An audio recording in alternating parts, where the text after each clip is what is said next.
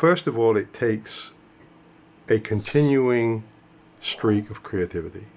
It takes the ability to communicate with the audience for those years. There are dry spells. There are always personnel difficulties. It's very difficult to understand how hard it is to live in a bubble. When you are on the road, you're in a bubble.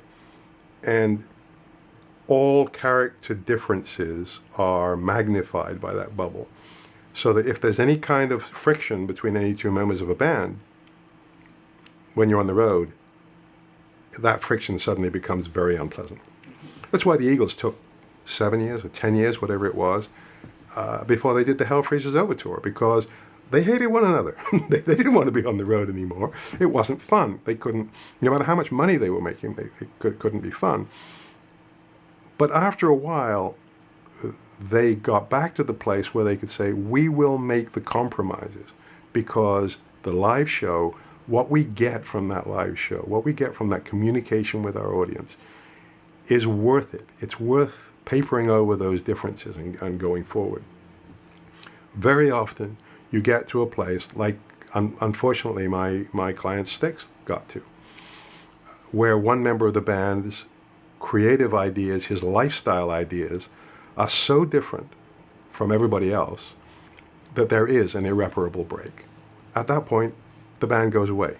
It's not there anymore. When you have brothers fighting, you try to find the compromise. I mean, a really good manager is in touch with all members of the band all the time and is aware, well before the explosion comes about, of what the friction is.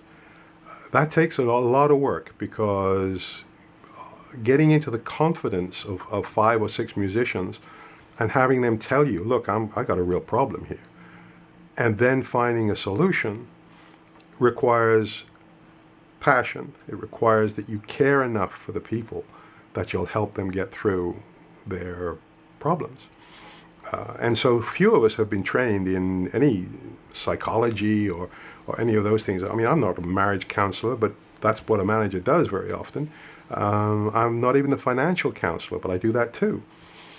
But when a band is really big, the biggest problem a manager has is that tiny slice of the music business people who get their kicks by sucking up to an artist and sucking them dry. Those people, they kill more bands than you can shake a stick at. They are the ones who come in, they gain the confidence of the artist, and then they yes him to death. To the point that the band breaks up. The person concerned would never admit to being a part of that. They thought they were just doing what the artist wanted. They just were running and yesing and running and yesing.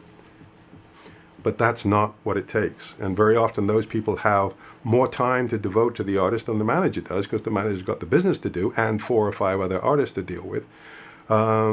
So the result is quite the opposite of what was expected.